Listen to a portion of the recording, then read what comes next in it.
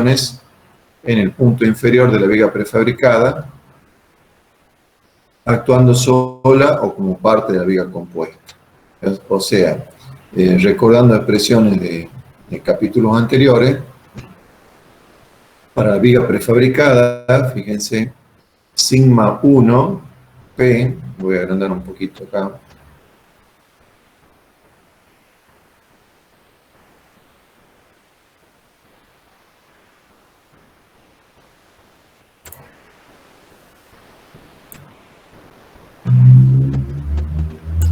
sigma 1, subíndice 1 indica fibra inferior de viga debido al pretensado, PM indica que debido al pretensado, menos el momento mínimo, porque está la viga prefabricada sola, sobre el módulo resistente referido a fibra 1, tiene que ser menor o igual que una tensión máxima en la transferencia que me fija el código.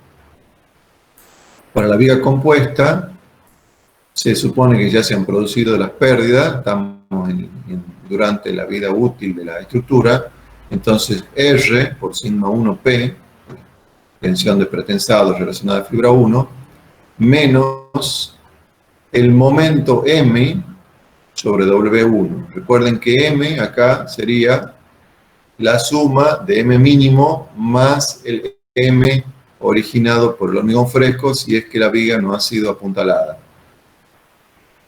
Y M sería igual a M mínimo si la viga ha sido apuntalada. Menos el M asterisco sobre el W1 asterisco. Recuerden, el asterisco es el incremento de momento una vez que la estructura pasa a trabajar en conjunto. Y eso tiene que ser mayor o igual que el sigma mínimo en servicio. Fíjense, esta tensión de la ecuación 7.3, fibra 1, o sea, fibra inferior, va a ser una tensión de compresión. El reglamento me va a decir que no supere tal valor. Por ejemplo, no superar, qué sé yo, 17 megapascales de compresión en fibra inferior. En cambio, esta tensión me dice mayor que un cierto valor mínimo. Recuerden que en pretensado usamos con signo positivo a las compresiones. Entonces este mínimo puede ser 0 o puede ser menos 5, o sea, menos 5 megapascales de tracción. O sea que acá lo que me están limitando es que no tenga tracciones importantes. Acá lo que me están limitando es que no tenga tracciones importantes. Tanto sigma máximo T como sigma mínimo S son valores de tensiones que voy a obtener del reglamento en función de la resistencia característica del hormigón. Entonces, hay que determinar dos magnitudes que son W1 y W1 asterisco, W1 y W1 asterisco. Si parto de una viga conocida, W1 lo conozco. El que no conozco es W1 asterisco, que es el de la viga compuesta. Pero la relación entre estos dos módulos resistentes surge de trabajar con estas dos ecuaciones. Entonces puedo despejar el W1 asterisco en función del W1. Entonces en este caso, W1 es conocido, acá hay un error de tipeo, el que es conocido acá es W1, y se trata de una viga prefabricada de dimensiones fijadas previamente. Entonces puedo obtener el W1 asterisco conociendo el W1. El resto de las cosas las conozco. Repito, estamos en el caso de el caso A, que es el más común, que decía que conozco las dimensiones de la viga prefabricada. No conozco las dimensiones de la viga compuesta. Entonces el W1 lo conozco, y a partir del W1 y de estos otros valores que se pueden determinar, voy a sacar el módulo resistente inferior de la sección compuesta que llamo W1 asterisco. Entonces puedo hacer lo mismo para la fibra 2. Estas mismas ecuaciones, 7.3 y 7.4, referida a fibra 1, ahora la refiero a fibra 2, y son estas ecuaciones, 7,6 y 7,7. Contribución del hormigón para obtener tensión en fibra superior, más las tensiones originadas por el momento mínimo, tienen que ser mayor o igual que un valor reglamentario. Esto me asegura que no tenga tracciones importantes en la transferencia en fibra superior. Y para la fibra superior, pero en estado de servicio, con la viga compuesta, aparece el factor de pérdidas R por las tensiones en el hormigón pretensado, debido al pretensado en fibra superior.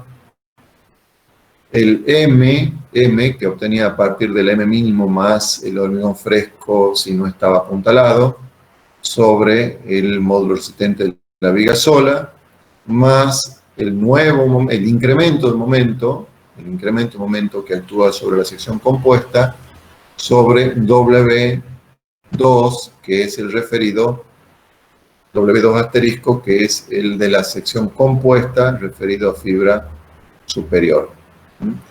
Y eso no tiene que superar cierto valor dado por el reglamento para asegurarme que no tenga compresiones excesivas en fibra superior durante el régimen de servicio. Todo esto viene de clases anteriores con expresiones levemente modificadas. Esta expresión 7,6, por ejemplo, es de la clase anterior, de clases anteriores, y esta es la 7,7, sería una pequeña modificación que hacemos para tener en cuenta este proceso constructivo.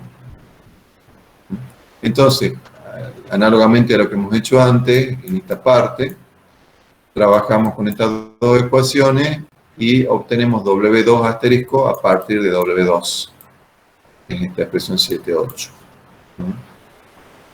Entonces, fíjense que para los puntos, luego, esto era para la viga. Fibra 1 y fibra 2 están referidos a la viga.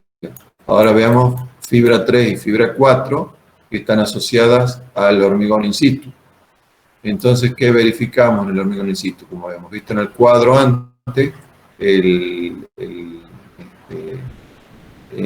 el momento, o la tensión en el hormigón in situ, directamente M asterisco sobre W 3 o 4 asterisco. Entonces, desde allí despejamos el W3 o el W4, que tienen que ser mayor o igual que M sobre sigma prima mínimo, o M asterisco sobre sigma prima mínimo S, servicio, o M asterisco sobre sigma prima máximo S, servicio. De nuevo, sigma prima mínimo en servicio y sigma prima máximo en servicio son valores reglamentarios. Entonces, de esa forma, estas expresiones, 7,9 y 7,10,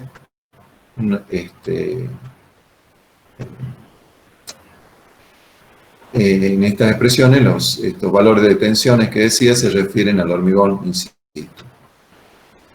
Bien, con expresiones del capítulo 5, las expresiones 13 del capítulo que hemos visto en la clase pasada, la primera parte de ese capítulo, se refieren a las tensiones mínimas sigma 1, fibra inferior de viga debido a pretensado, y sigma 2, fibra superior de viga debido a pretensado, que conducen a su vez a la fuerza de tesado mínima.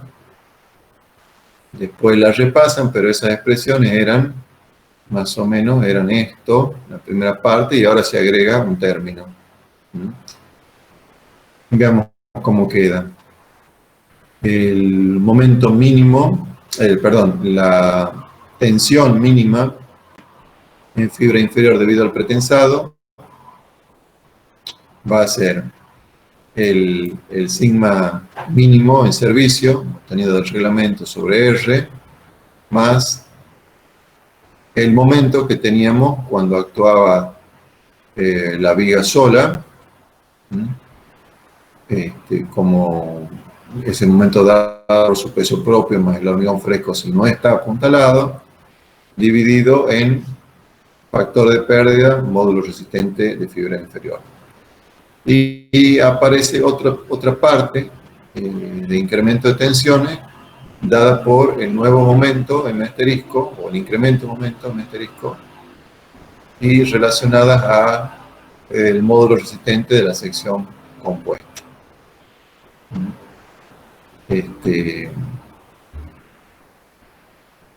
Bien. Entonces, con esto se puede determinar la fuerza de pretensado y la excentricidad E sub P aplicando las ecuaciones 9 y 10 del capítulo 5 válidas para la viga prefabricada. O sea, lo que se ve modificado de las expresiones del capítulo anterior son estas formas para determinar las tensiones extremas en la viga pretensada. Bien. El otro caso que podríamos tener es el caso B, en que conocemos las dimensiones de la sección total y la sección compuesta, pero queremos determinar las dimensiones de la viga prefabricada, la forma y dimensiones de la viga prefabricada. Puede ser que no tengamos ninguna limitación o que haya alguna limitación. Bueno, vamos a suponer que no tenemos limitaciones y se considera una sección rectangular que tiene que contener una sección T invertida como viga prefabricada. Entonces, por ejemplo, sea este el caso, tenemos las dimensiones conocidas son la altura total de la sección y el ancho total de la sección, y no conocemos bien las dimensiones de la parte rayada, que es la viga prefabricada. Entonces acá se resumen un paso que tendríamos que seguir.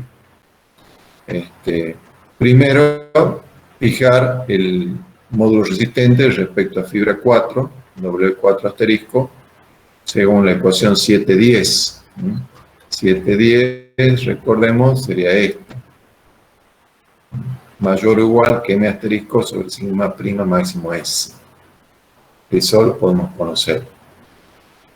Luego, determinar la altura total de la sección D asterisco, que sería, bueno, esto sale de la relación entre el módulo resistente y la altura. Raíz de 6, W4 asterisco sobre B'4.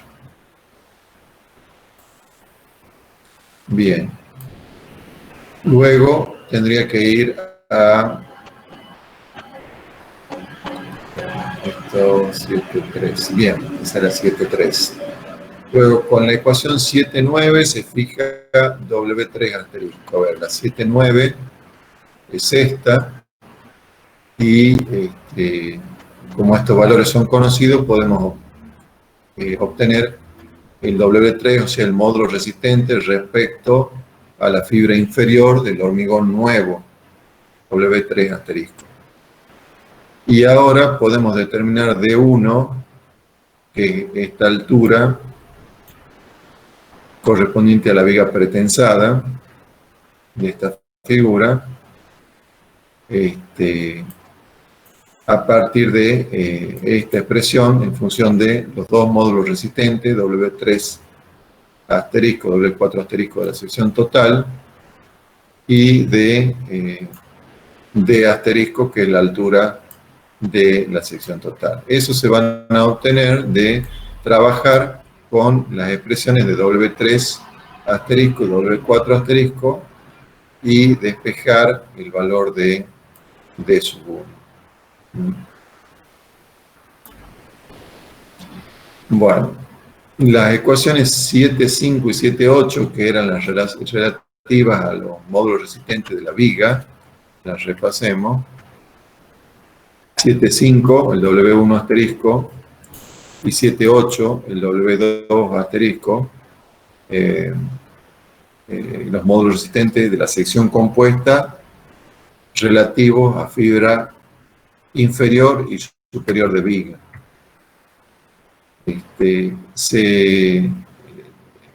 Esas ecuaciones, trabajándolas un poquito, quedarían de esta forma. Ahora, como les digo, W1 asterisco es conocido. Antes no, antes conocemos W1 y determinamos W1 asterisco. Ahora es al revés. El resto de los valores son conocidos. O sea que estas ecuaciones 15 y 16 nos dan una característica geométrica de la viga, como es el módulo resistente. Entonces, conociendo el módulo resistente, se puede determinar de su relación con la altura de la viga. Podemos determinar la altura de la viga teniendo en cuenta este valor empírico. Recuerden, si la viga fuera rectangular, el módulo resistente es BH cuadrado sobre 6. Si no es rectangular, será una expresión más compleja y lo podemos sacar a la altura de esa expresión. Entonces, conocido D, que es la altura de la viga sola, de la viga prefabricada, D mayúscula, conocido D, se puede calcular el módulo W2 asterisco, o sea, el módulo resistente referido, el módulo resistente de la viga compuesta, pero referido a la fibra 2, fibra superior de viga prefabricada. Se lo puede obtener a ese valor y finalmente al W2, o sea, respecto a la misma fibra pero de la viga sola, mediante la ecuación 716. Entonces esos son los pasos cuando tenemos el caso el caso B, en que conocemos la forma total, la sección total, pero no conocemos las dimensiones de la parte rayada, o sea, de la viga prefabricada. Bien. Una acotación, ya para terminar, sobre la retracción diferencial. La mayor parte de la retracción de la viga prefabricada se produce antes de colar el hormigón in situ, de manera que la retracción de este último afectará las tensiones de aquella y también el propio hormigón in situ. O sea, piensen un poquito el caso. Tenemos la viga y sufre una retracción. La mayor parte de esa retracción la sufre cuando está sola. La retracción que es, la viga trata de acortarse. Como el acero le impide parcialmente ese acortamiento, pueden aparecer fisuras. En el hormigón armado, de hecho, aparecen fisuras. En el hormigón pretensado lo que pasa es que se pierde parte del pretensado a consecuencia de la retracción. Ahora, cuando ya se ha producido gran parte de esas pérdidas, les colocamos un hormigón armado, un hormigón sin pretensar arriba. Entonces ese hormigón se trata de retraer. Entonces la viga que está solidaria a ese hormigón le impide parcialmente ese acortamiento. La losa nueva, el hormigón nuevo se trata de cortar, la viga le impide parcialmente. Entonces hay una interacción ahí entre los dos hormigones. Entonces veamos cómo se lo trata. Eso afecta a las tensiones de las dos partes, la parte que se quiere acortar y la parte que es el hormigón nuevo y la parte que no deja que se acorte, que es la viga. Entonces estos investigadores definen estos valores, una relación M entre módulos elásticos. M es el módulo de elasticidad de la viga prefabricada, dividido en el módulo de elasticidad del hormigón in situ. Esta relación va a ser mayor o menor que 1.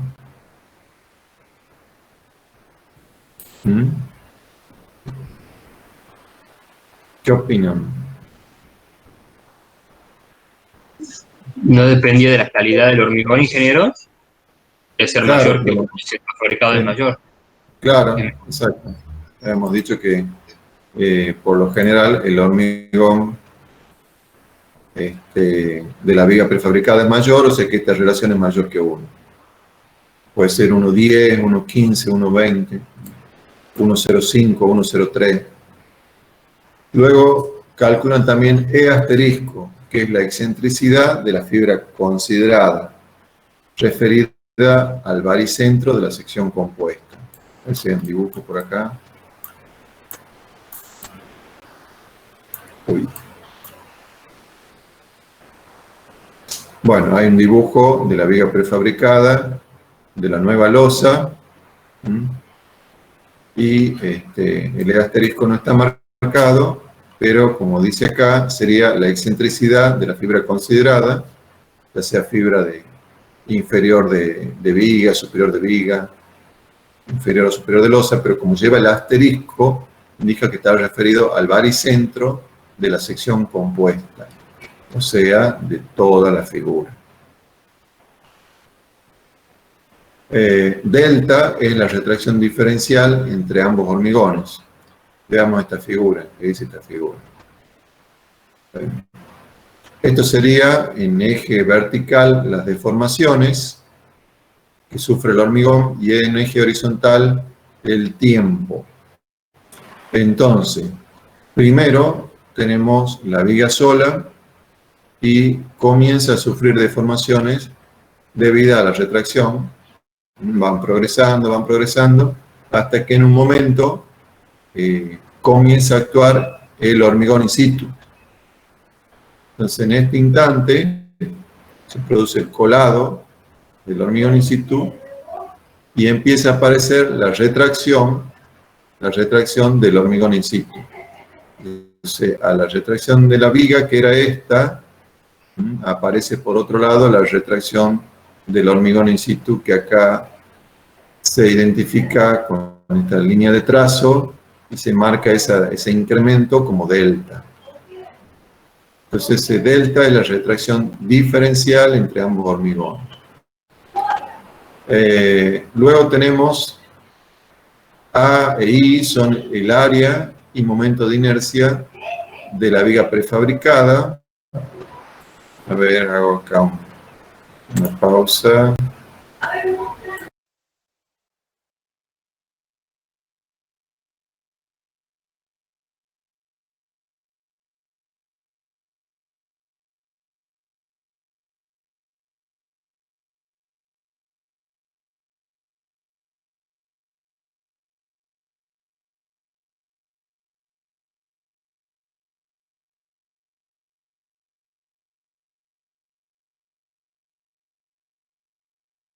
Bueno, continuamos. Ahora todo me molesta. Bueno, ¿qué va a ser? ¿Dónde? Acá. Bueno, delta entonces es la retracción diferencial entre ambos hormigones. Se incrementa y se produce. Ahí son el área y momento de inercia de la viga prefabricada. Y si tienen los superíndices asterisco, indica que se refiere a la sección compuesta. Entonces, para el hormigón in situ, me dan una expresión de sigma S' en función de las propiedades de la viga sola o de la viga compuesta, y para la viga prefabricada otro tanto. Entonces, estas tensiones, debidas a la retracción, van a tratar de representar lo que produce la retracción, pueden ser importantes en magnitud y deben ser sumadas a las determinadas anteriormente en la etapa del proyecto. O sea, son tensiones que aparecen por esa interacción entre los dos hormigones. Ahora yo les cuento qué pasa en la práctica. En la práctica esto es para estructuras normales, un puente normal que ustedes tienen que calcular. ¿Qué sería un puente normal? Un puente de 30 metros de luz. esto no se considera, porque no es importante, no son importantes. Si ustedes tienen que trabajar en un proyecto más significativo, un puente de 60 metros de luz para arriba, cosas así, puede ser que estos efectos comiencen a ser importantes, ¿eh? Pero en puentes normales que usamos aquí no son importantes. Bueno, este capítulo, como les digo, es una generalización o una ampliación de los capítulos anteriores. Simplemente lo único que hay que tener en cuenta, les diría yo, es la nueva parte, el nuevo término que aparece debido a que por el proceso constructivo esto se hace en dos etapas, entonces hay que diferenciar si esto está apuntalado o no está apuntalado y no confundirse cuál es el M solo y cuál es el M asterisco. Un error común en los exámenes es que el alumno dice que el M asterisco es el momento debido a todas las cargas, cargas permanentes, cargas de servicio, todas, y no, realmente es el incremento de momento que aparece en la sección compuesta. Pero en ese M asterisco, por ejemplo, no está incluido el peso propio de la viga, porque ese ya lo consideré en el valor de M.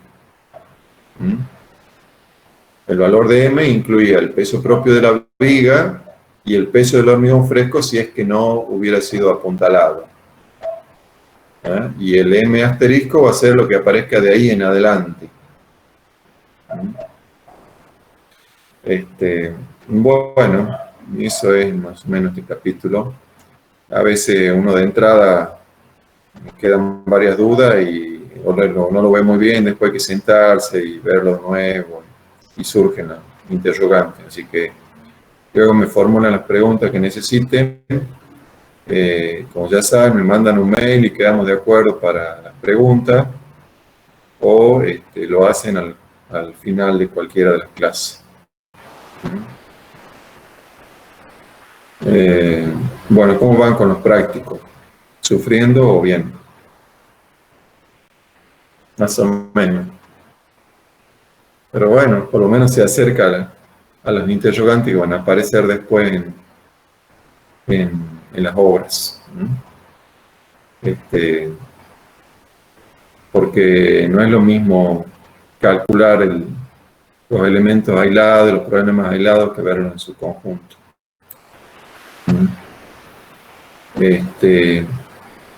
Bueno, si no hay consulta,